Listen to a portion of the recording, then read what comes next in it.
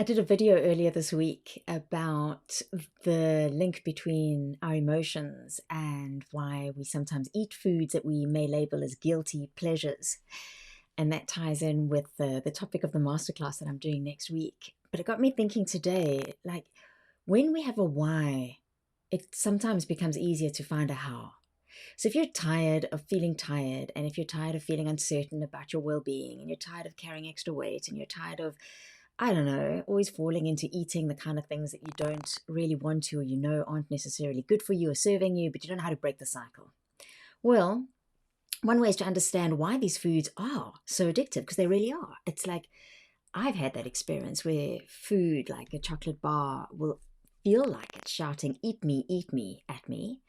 And those of you may know the flake chocolate advert. I remember growing up and the byline was just one bite and all resistance crumbles. And we've all done that, right? Where we like take out the tub of ice cream or packet of cookies or biscuits or slab of chocolate and say, I'm just going to have one bar or one or two spoons. And then before we know it, we look over and like the whole thing's finished. And we like look around the living room as if somebody had come past and eaten it. But no. So what is it about that? Well, two things that make particular types of foods that aren't necessarily always good for us because they're so calorie dense and high in fat or sugar or salt is that they have oro sensation in them, which means they entertain our mouths.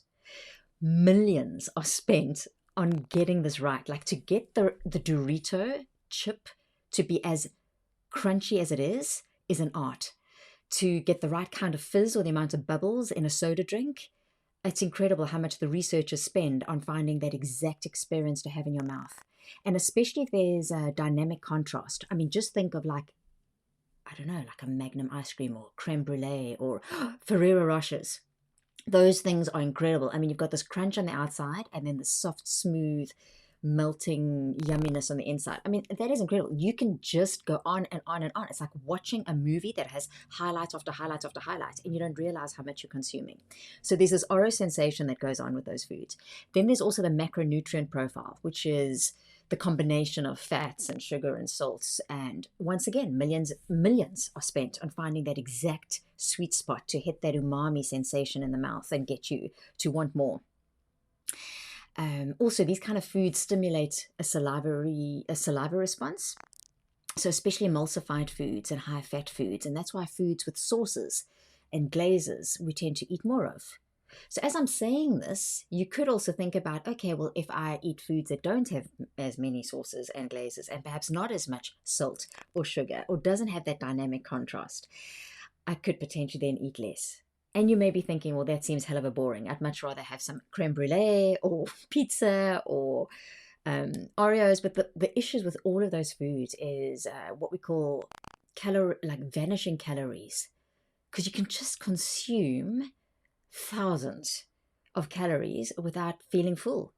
And that's the danger. So to do that once in a while is cool, right?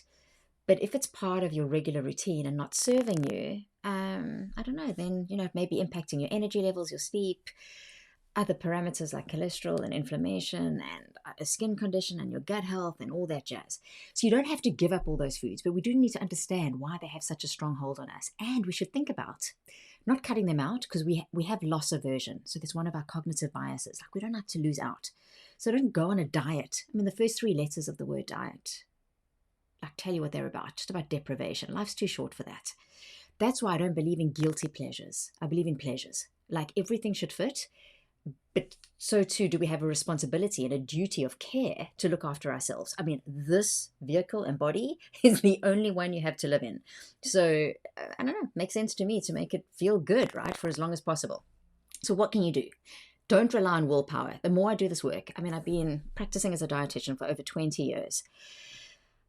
Willpower is like holding your breath underwater. It works for a while, but then you get impacted by stress or you feel some kind of emotion, be it a good one or a not so good one, and then we end up responding badly or negatively to that.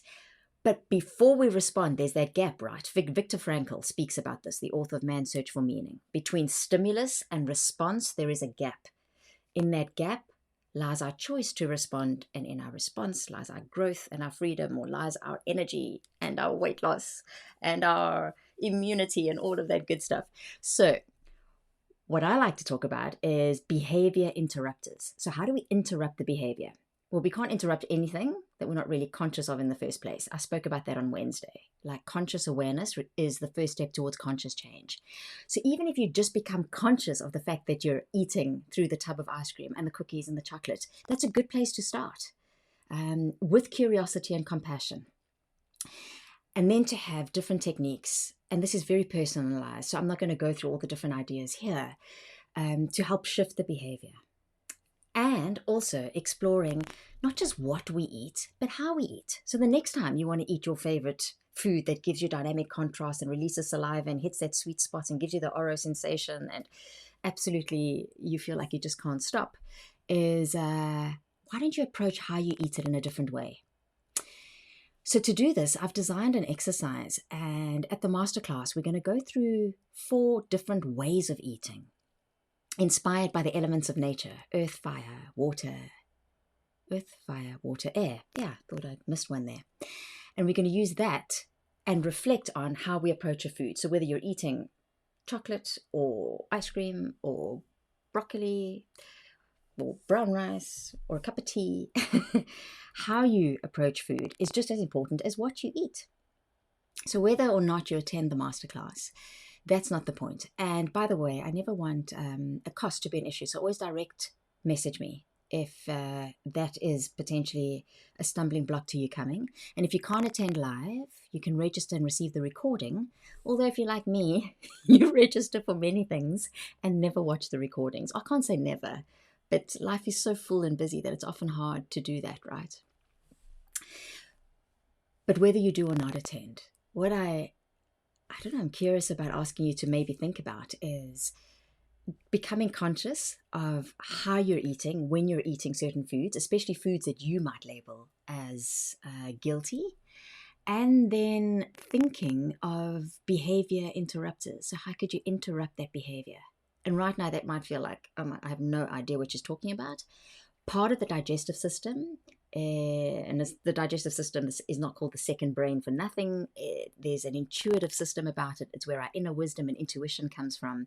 And when we ask it questions and we move out of this cognitive executive function space into the body, it's quite incredible what can percolate and come up and give us ideas. And that's part of the exercise that we'll do in the masterclass is actually don't ask our heads for a solution, but ask our hunger and our appetite what they or it or he or she thinks.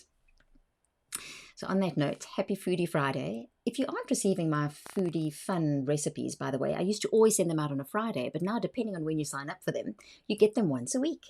And they are definitely good, healthy recipes, always 5 ingredients or less, and very colorful and high in fiber and with some good for you stuff.